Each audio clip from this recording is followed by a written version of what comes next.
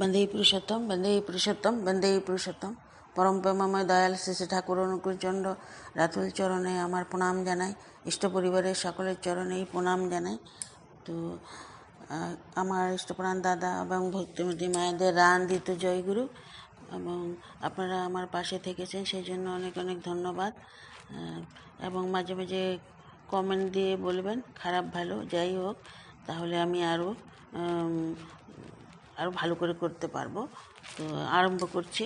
ঠাকুর যে পাঞ্জাদের ঋত্বিক সম্বন্ধে কি বলেছিলেন, তো ঋত্বিকের কাজ যে কত বড় কাজ তা হয়তো আজ লোকে টের পাচ্ছে না। রাজা, মহারাজা, মন্ত্রী, গভর্নর, জর্জ, ম্যাজিস্ট্রেট সকলেই সেদিন বুঝবে ঋত্বিকের কাজের তুলনায় তাদের কাজ কতখানি সুপারফিশিয়াল, উপরসা। যারা জীবন গড়ে দেয়, চরিত্র গড়ে দেয়, তারাই হলো সবচেয়ে মূল্যবান মানুষ। আলোচনা প্রসঙ্গ 10 পৃষ্ঠা 18। তখন একটা ডিস্ট্রিক্ট ম্যাজিস্ট্রেট কোনো কিছু করতে গেলে ঋত্বিকের পরামর্শ না নিয়ে করতে পারবে না। তারা নিজেরাই টের পাবে যে তারা বা কতটুকু কার্যক্রম এবং এরা বা কতখানি। আলোচনা প্রসঙ্গ 1 পৃষ্ঠা 43। ঋত্বিক মানে ভ্যানগার্ড অফ প্রসপারিটি, উন্নতির অগ্রদূত। আলোচনা প্রসঙ্গ 20 মে পৃষ্ঠা 220। তারা হলো অ্যাঞ্জেল অফ লিবার্টি, স্বাধীনতার দেবদূত। আলোচনা প্রসঙ্গ 8:40। ঋত্বিকরা হলো মেসেঞ্জার অফ লর্ড, প্রভুর বার্তাবহ। তারা যদি ইষ্টের সঙ্গে ইনটুন থাকে। আলোচনা প্রসঙ্গ 1 পৃষ্ঠা 133। তো খ্রিস্টানরা কয় ঋত্বিক ক্লেগিম্যান।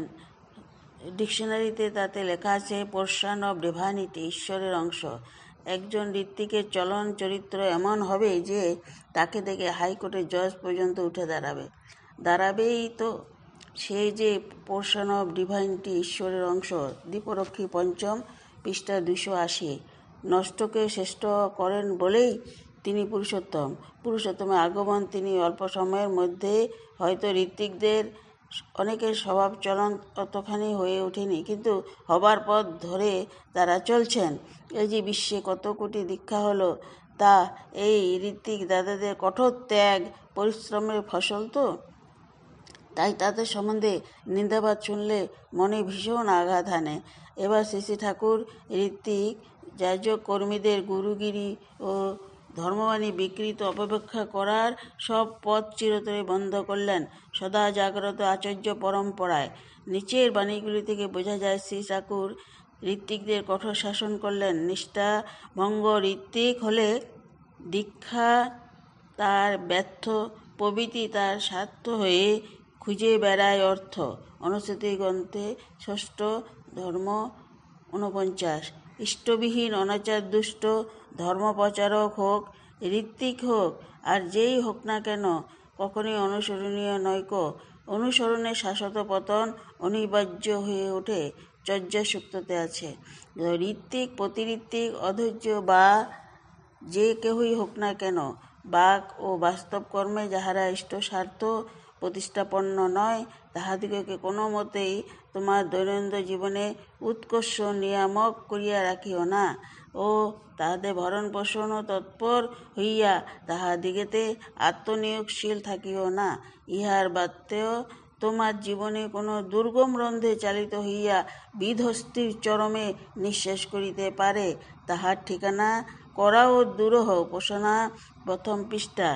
তো নিষ্ঠা ভাঙা ঋত্বিক হলে দীক্ষা তার ব্যর্থ, প্রবৃত্তি তার স্বার্থ হয়ে খুঁজে বেড়ায় অর্থ। অনুসূতি 6 ধর্মবাণী 49 সেটা অনুকূলচন্দ্র দিয়েছিলেন। তো একটা কথা, যেনার কাছে গেলে আমরা আমাদের মনের ঠাকুর সম্বন্ধে অনেক কিছু জানতে পারি এবং সব কিছু চলন সব কিছুতেই দেখলে সম্ভব হয়ে ওঠে, তখনই আমরা কেন জর্জাও দাঁড়িয়ে পড়ে দেখলে। তো সেই কথাই ঠাকুর বলেছেন ঋত্বিকদের কীভাবে চলতে হয়, কীভাবে করতে হয়। সেই জন্য তাদের আচার ব্যবহার নিয়ম সব কিছু ঠাকুরের বিধান মতো চললে ঠাকুরের মতোই মানুষ হয়ে ওঠে এবং তখনই শ্রদ্ধা সম্মানটা আসে। তো জয়গুরু, সবাই ভালো থাকেন, এখানে রাখছি। বন্দে